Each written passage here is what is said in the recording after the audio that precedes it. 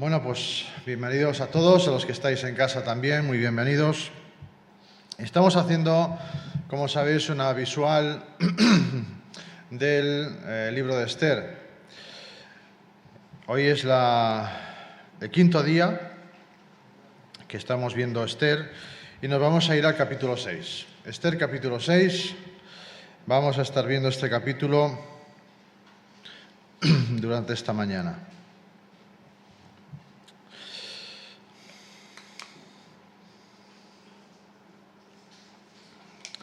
Esther capítulo 6 comienza diciendo: aquella noche el rey no podía dormir. No sé si era por el calor, igual que nosotros hoy. A algunos nos cuesta dormir, pero así empieza capítulo 6 de Esther.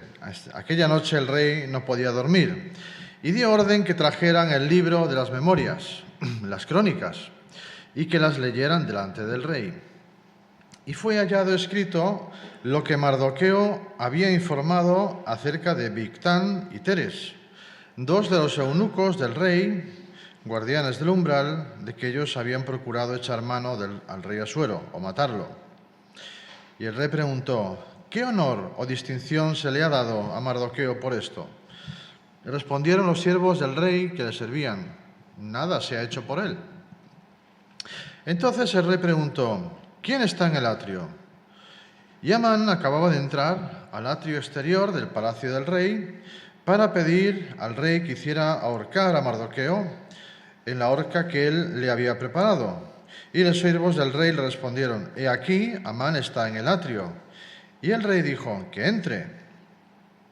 Cuando Amán entró, el rey le preguntó: ¿qué se debe hacer al hombre a quien el rey quiere honrar?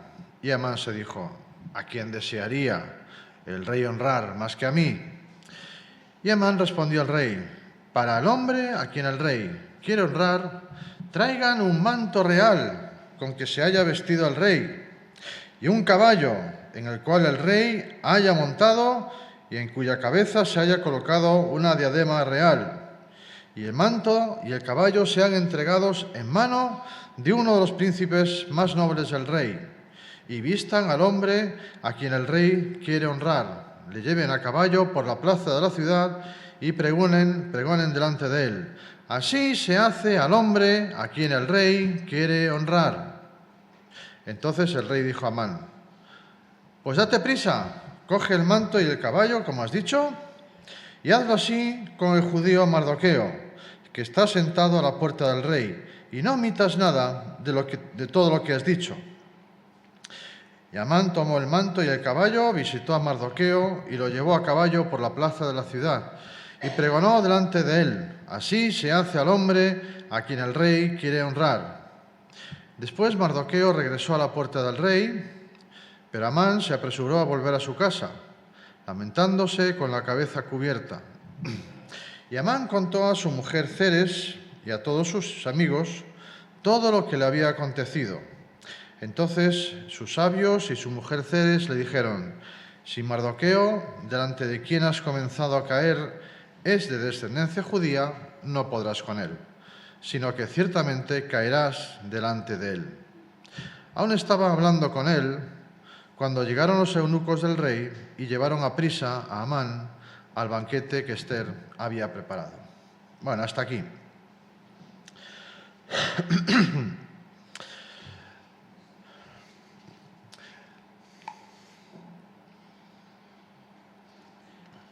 Hay mucha gente a la que le gustan los puzzles estos grandes, ¿no?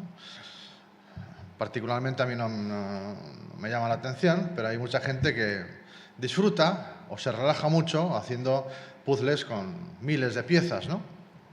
Y claro, cuando ves una piececita de estas, es insignificante, no te dice nada. Dice: ¿dónde irá esta pieza, no? Si la ves suelta, dice: ya ves tú, ¿no?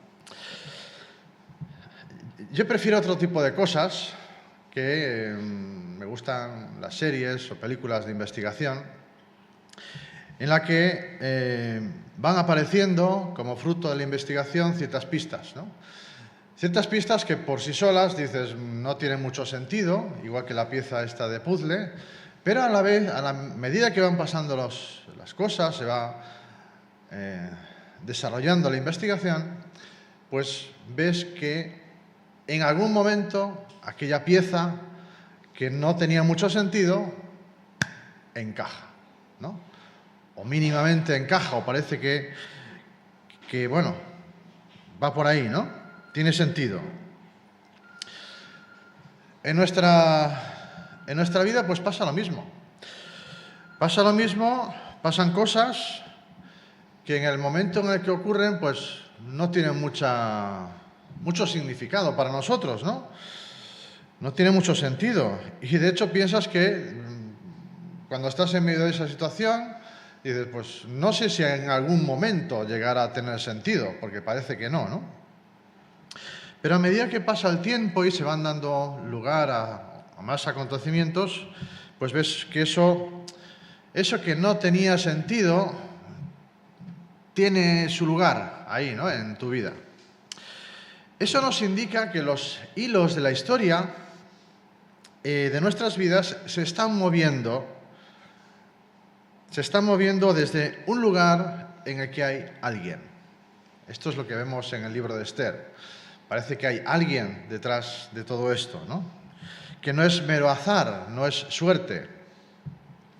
Dice la RAE que azar es casualidad, algo fortuito. También se atribuye a desgracias imprevistas. Cuando tú lanzas una moneda al aire y dices, cara o cruz, y dices, no sabes lo que va a salir, ¿no? Cara o cruz, ¿no? El hecho de que caiga de una cara o de otra, aparentemente tiene pinta de que sea el azar, ¿no? De que sea suerte. Pero si lo vamos a mirar en profundidad, no es tanto así. Depende del peso, de la masa de la moneda, la fuerza que se imprime al lanzarla, el ángulo con que la tiras, la fuerza de la gravedad, la altura a la que está mi mano cuando la lanzo, la altura a la que está mi mano cuando cae. Si cae al suelo dependerá de otros factores como la dureza del suelo, la consistencia del suelo, el ángulo de caída, perdón. Entra en juego la densidad del aire, la temperatura del aire, la humedad, la presión atmosférica. Todas estas son cosas que se pueden medir. Y como son cosas que se pueden medir, se pueden calcular. Así que, una vez calculados todos estos elementos que entran en juego, puedes determinar si una moneda va a caer de un lado o del otro. Hay muchas variables, ojo, no es tan fácil como decirlo aquí, pero se puede calcular. Es decir, el azar como tal, como algo que maneja o crea situaciones, no es tal cosa. Así que cuando ocurren cosas buenas o malas o neutras, simplemente pasan cosas, ¿no? Tenemos que saber que hay alguien detrás que controla los acontecimientos. Da igual que lo creas o no importa. Eso no cambia el hecho en sí, ¿no? Y en esta historia de Esther, a partir del capítulo 6, hay un torrente de cosas que pasan. Hoy solo vamos a ver algunas de ellas, y pasan una detrás de otra. Y casi no hay tiempo de coger respiración, de tomar aire, cuando ya pasa otra cosa, ¿no? Es cierto que el libro de Esther omite muchas cosas, omite a Dios, por ejemplo, omite también los sentimientos de las personas que hay por allí, en algunos casos. Hoy vamos a ver que hay un sentimiento que sí que está. Pero vemos en este libro que hay alguien que controla todo eso que ocurre. Porque veremos que es demasiada casualidad. Hay muchos detalles que nos parecen pequeños, pero son importantes en la historia. Se acaba el capítulo 5, hemos visto la otra vez, con una horca que fue preparada por Amán para Mardoqueo. La horca no nos pensemos que es un instrumento de ejecución en el que hay una soga y que te cuelgan al cuello. La horca había varios tipos. No voy a especificar cómo eran ni entrar en situaciones macabras, ¿no? Pero uno de ellos, y que se llevaba a cabo por los persas que tenemos aquí, era el empalamiento, ¿vale? No doy más pistas gráficas, ¿no? Pero esto fue preparado por Amán para Mardoqueo. Y lo que pasa a continuación, en los capítulos 6 y 7, ocurre en apenas 48 horas. Ocurre muy rápido. Amán manda construir una horca, un palo de estos, a unos 23 metros de altura. Decíamos que era más o menos como un edificio de siete plantas, para que todo el mundo lo viera. Y para eso seguramente los que lo construyeron lo hicieron durante la noche. Y Amán posiblemente estaría controlando que se hiciera bien, ¿no?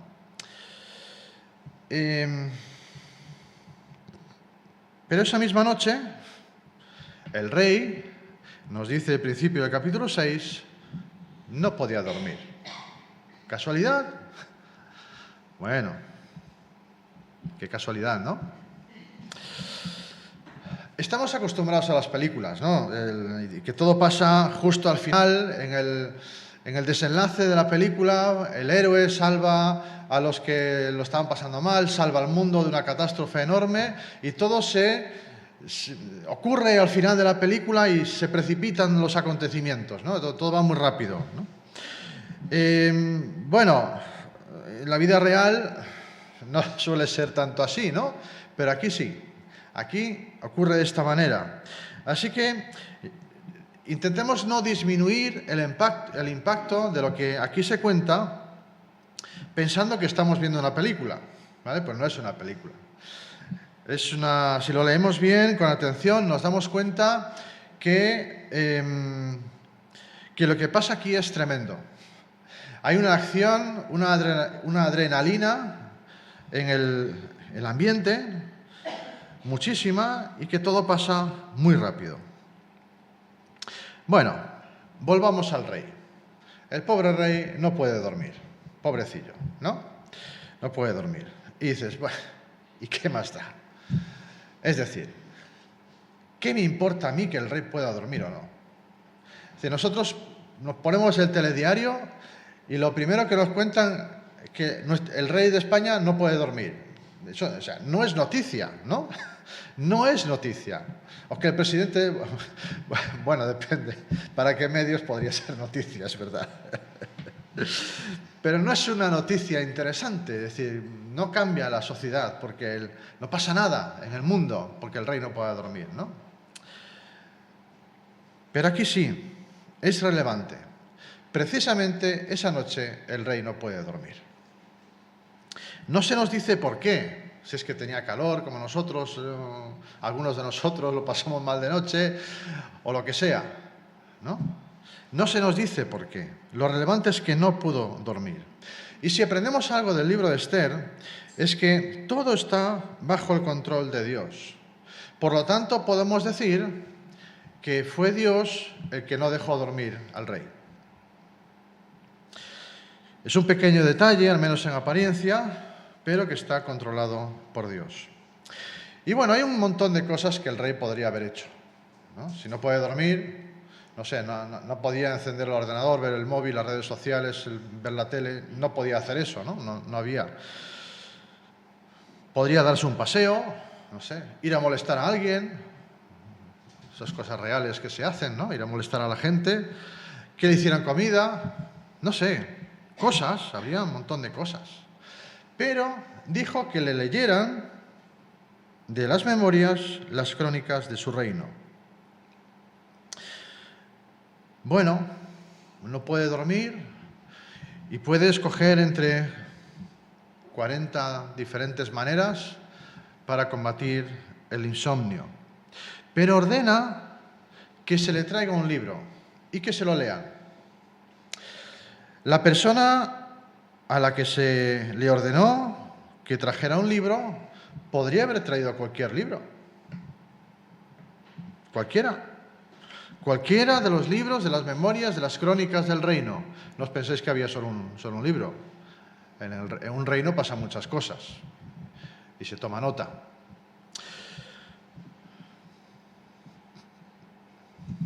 El libro, ese que le trajeron, pudo haber sido abierto en cualquier lugar del libro en particular. Pero fue abierto exactamente en la página en la que hablaba de la historia de Mardoqueo y de cómo neutralizó o salvó al rey de un intento de asesinato. Casualidad, ¿no? O demasiadas, quizá. Lo que sabemos es que Dios guía cada paso en esta acción. Como curiosidad y aliento para nosotros, sobre todo cuando somos objeto de injusticias, debemos saber que existe otro libro de crónicas. Aquí se nos dice que el rey Asuero tenía el suyo, el reino persa tenía el suyo, pero hay otro libro de crónicas, otro registro de cosas que pasan. Este libro es propiedad de Dios mismo, Él lo tiene. Y Él mismo anota las cosas que pasan. Lo vemos en Malaquías, por ejemplo, Malaquías 3:16. Decía que entonces los que temían a Yahvé se hablaron unos a otros y Yahvé prestó atención y escuchó. Y fue escrito delante de Él un libro, un memorial, para los que temen a Yahvé y para los que estiman su nombre. Este libro habla de un registro, pero no un registro de cualquier manera, sino que hay un registro con evidencias. Es un memorial. Nada ocurre sin que Dios lo anote en su libro de crónicas. Y eso para nosotros es un gran alivio, saber esto. Lo dejo para que en vuestras casas lo podáis leer con más calma y sea reconfortante saberlo. Bueno, así que le leen al rey y cuando llegan al relato de Mardoqueo, el rey hizo una pregunta. ¿Se le compensó de alguna forma a este hombre? Y le dicen que no consta que se hiciera nada con él. Hombre, salvó la vida al rey, ¿no? Al menos envíale un jamón, algo, una pata, un aguinaldo, algo. No se le hizo nada. Se solían hacer cosas con las personas que servían bien a los reyes, no tanto para honrar a esa persona, sino para vanagloria del propio rey. Solía ser así, ¿vale? Pero bueno, la cuestión es que pregunta. Y a partir de esta pregunta del rey, las vidas de Amán y de Mardoqueo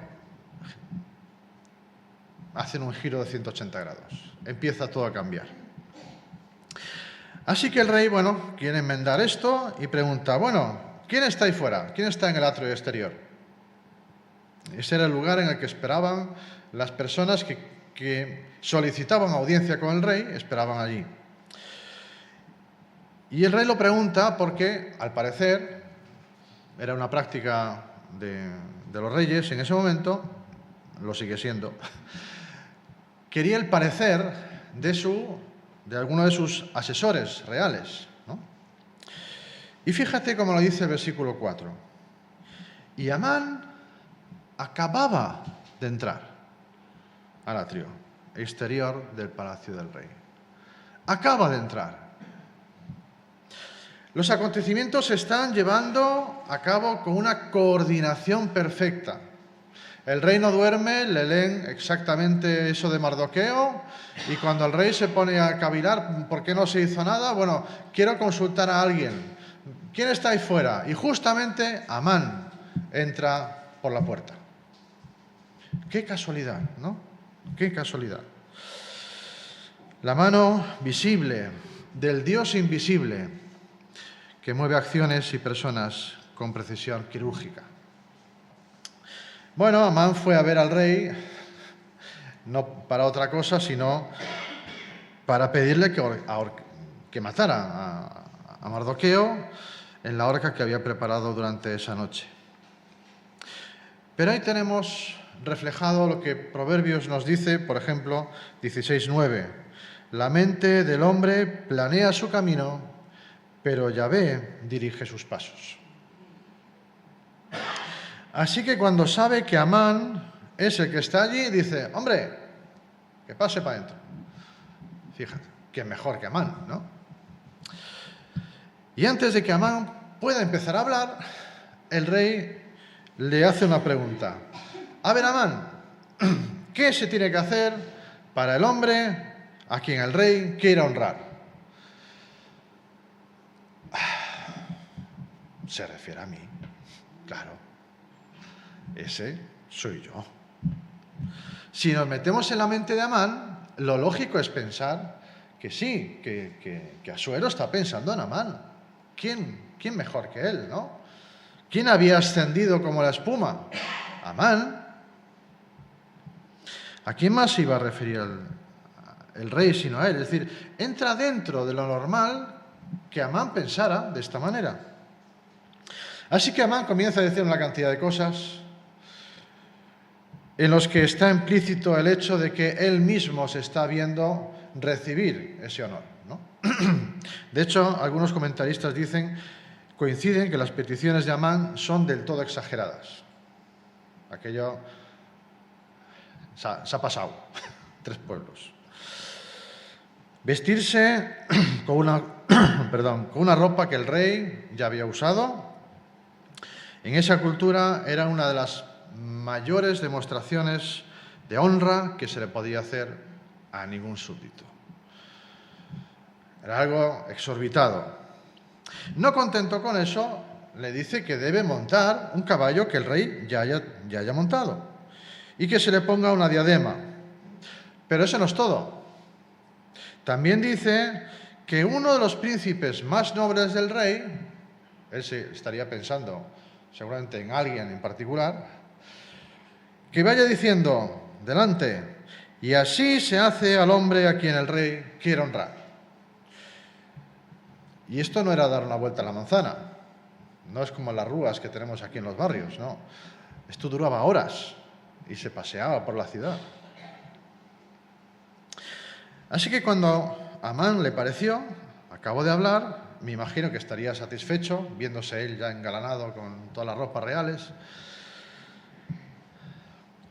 El hecho de que Amán iba diciendo cosas, iba añadiendo cosas, nos da la idea de que posiblemente el rey iba asintiendo a lo que Amán iba diciendo.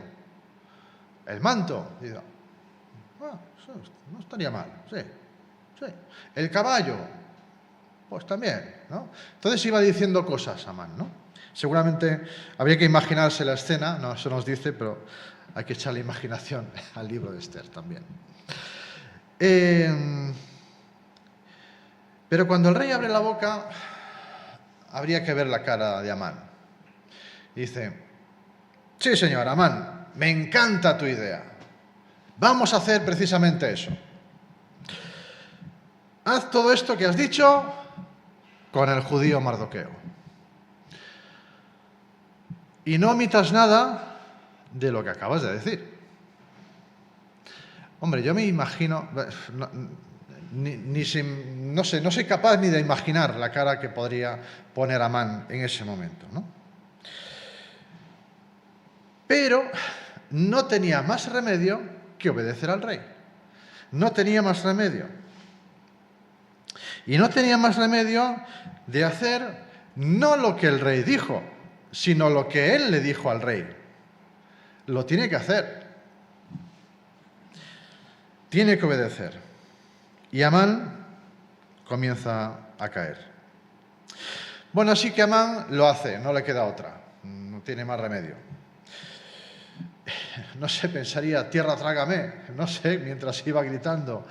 Es decir, no os penséis que Amán iba delante del caballo diciendo, así se le hace a este. No.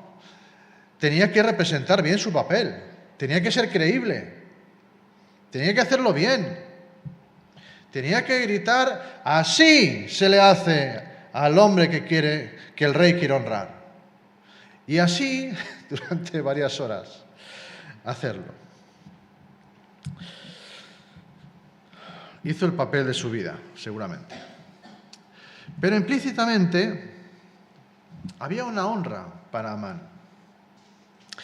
Porque él mismo dijo que quien tenía que hacer esa labor era uno de los príncipes más nobles del rey. Así que Asuero pensó, Amán, ¿quién mejor que tú para hacerlo, no? ¿En quién confía el rey si no es en Amán? Bueno, indirectamente estaba recibiendo algo de honra Amán, ¿no? Pero bueno, Amán no se lo tomó así. Y nos preguntamos, bueno, y aquí solo sale Amán, ¿no? ¿A quién se le estaba rindiendo homenaje? A Mardoqueo. ¿Y Mardoqueo qué estaba haciendo? Cero palabras sobre Mardoqueo. No se nos dice. No hay ninguna referencia a Mardoqueo en ese paseo. No se nos dice qué hacía él, ¿no? Pero no es difícil ponernos en la situación e imaginarnos que esto tuvo que ser una sorpresa para Mardoqueo, ¿no? Estás allí en la puerta del rey haciendo tus quehaceres, lo que sea, y de repente ves que la gente viene corriendo, te viene a buscar, ponte el manto, te subes al caballo, no sé. Me imagino que se lo habrían dicho de otra manera, ¿no? Pero hay cierta prisa en el relato de que se hiciera rápido. Y el rey dice, date prisa, hazlo. Porque es que además por la tarde tenían el segundo banquete con Esther. Bueno, lo último que sabía Mardoqueo era que Esther iba a arriesgar su vida presentándose delante del rey. Al menos lo que nosotros sabemos, hasta donde nosotros sabemos. No sabemos si ya sabía que la reina había entrado, Pero no sé si sabemos que Mardoqueo lo sabía. Quizá el no tener noticias de la muerte de Esther sería algo bueno, ¿no? Pero con eso en mente le dicen, ven, ponte el manto real, súbete al caballo del rey con una diadema y vamos a dar un paseo. Te van a honrar, Mardoqueo. ¿Cómo? ¿Quién? ¿Y quién iba adelante? Amán. Ve que va Amán, aquel ante quien no se arrodilla, ante quien no se doblega y quien sabía que había ordenado la aniquilación de él y de todo su pueblo. Y escucha a todo pulmón. Así se hace al hombre a quien el rey quiere honrar.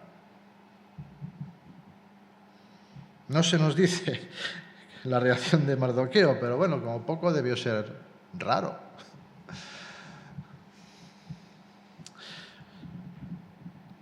Por lo que vemos de Mardoqueo hasta ahora, vemos que no es un hombre vengativo, ¿no? No es una persona con ira, sino más bien humilde, con grandes convicciones, sí, seguro de sí mismo también, pero con un gran amor por el Señor.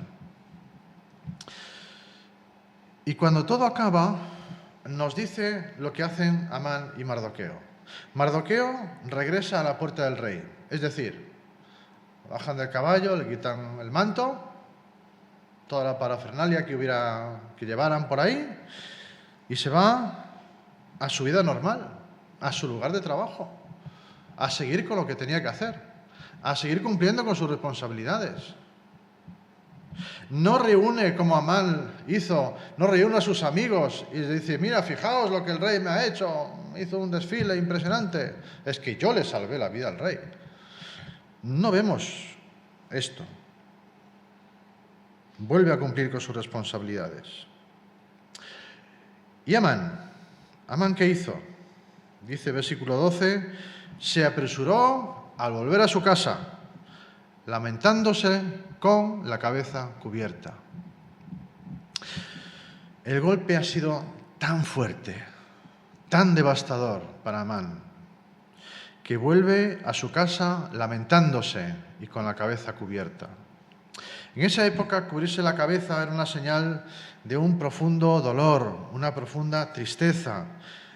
Se hacía también en señal de luto de algún familiar que hubiera fallecido, pero también se mostraba así una gran vergüenza y una gran humillación.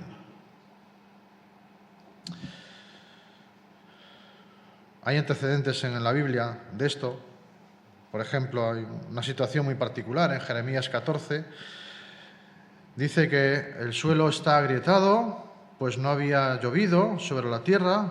Los labradores, avergonzados, se han cubierto la cabeza, con vergüenza.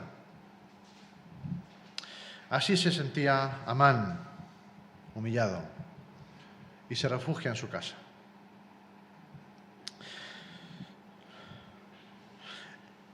Este hecho nos lleva a pensar en unas palabras que Jesús pronunció hablando sobre los escribas y los fariseos. Le hablaba a la gente y a sus discípulos. Les dijo Mateo 23:12, cualquiera que se ensalce será humillado, y cualquiera que se humille será ensalzado o enaltecido. El libro de Esther está bastante relacionado con el libro de Proverbios, porque en Esther vemos cómo se cumplen cosas que se dicen en Proverbios. Los proverbios no son promesas, ojo, los proverbios no son promesas. Son expresiones sabias de cosas que normalmente ocurren en la vida. No son promesas, pero estas cosas ocurren con frecuencia. Por ejemplo, nos detalla con gran exactitud, de manera muy clara, lo que está ocurriendo con Amán y Mardoqueo. Proverbios 16-18 dice, delante de la destrucción va el orgullo, y delante de la caída la altivez de espíritu.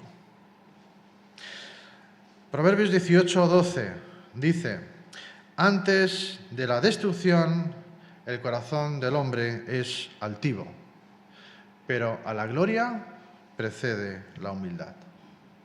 Son dos proverbios que describen, reflejan o resumen con mucha claridad lo que vemos en esta historia. Estos textos de proverbios son actuales también, ¿no? Tremendamente actuales, delante de todos los casos de corrupción que estamos viendo que salen a la luz en nuestro país. ¿Cuántas personas humildes vemos que reconocen su error? ¿Cuántas veces esta semana has escuchado en la televisión, lo siento, me he equivocado, perdón? ¿Lo has escuchado? Es que en ese canal que tú ves no sale. Tienes que cambiar a otro. La historia de Amán es la historia de cualquier persona, de cualquier ser humano. No hablo de su posición social, hablo de su corazón. Hablo de su corazón. Todos tenemos un corazón corrupto al que se le hace difícil humillarse, muy difícil. E incluso en el momento en el que somos descubiertos, en el que somos humillados, somos avergonzados, no reconocemos nuestro error, sino que nos hacemos más fuertes, o eso creemos nosotros, nos enaltecemos más, nos mantenemos en nuestro orgullo, porque es contrario a nuestra naturaleza el humillarse. Pero claro, uno cuando llega a la altura de esta historia, uno se podría decir, bueno, a ver, después de la lección humillante, Amán, que has tenido, podrías pensar en, no sé, reconocer tu error, rectificar de alguna manera. El edicto real, rectificar un edicto real no es posible, ¿vale? Pero al menos, no sé, que haya algún atisbo de arrepentimiento en Amán, ¿no? Una luz al final del túnel.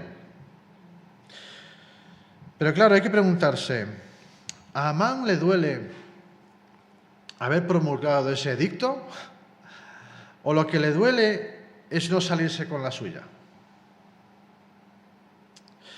Cuando él llega a su casa, le cuenta a su esposa y a sus amigos todo lo que ha pasado. Pero en el relato no vemos en sus palabras ninguna señal de arrepentimiento. Nada, cero. No hay nada que nos indique que está reconociendo algún tipo de error. Nada de remordimiento. Nada que nos haga pensar que se plantee si realmente había hecho algo malo. Cuando sus amigos y su esposa escuchan lo que les dice, inmediatamente ellos se dan cuenta de lo que va a ocurrir después. Ya lo saben. Dice versículo 13, si Mardoqueo, delante de quien has comenzado ya a caer, es de descendencia judía, no podrás con él, sino que ciertamente caerás delante de él. Hay una carga teológica, ¿no?, en estas palabras. Pero hombre, también se lo podrían haber dicho antes, ¿no? Esto, tus amigos, su mujer, se lo podrían haber dicho antes. Todo esto. Porque la horca fue idea de ellos. No fue idea de Amán, fue idea de ellos. Amán la mandó construir, sí, pero la idea fue de su mujer y sus amigos.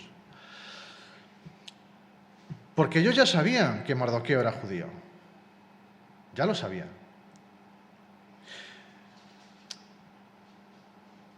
Pero hay algo que el libro de Esther no nos cuenta, ¿no? Bueno, hay muchas cosas que no nos cuenta. Pero este giro de la manera de pensar,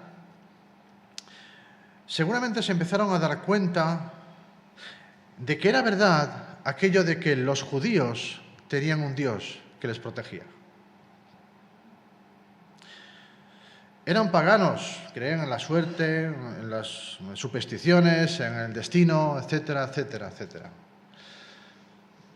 Pero se dieron cuenta de que, como dice Amán cuando le va a ver al rey, le dice, ese pueblo es distinto, son diferentes.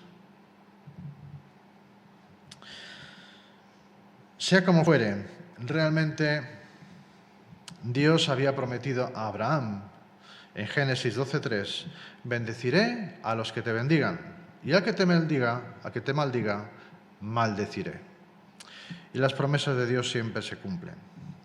Amán había maldecido al pueblo de Dios y ahora él estaba siendo maldito.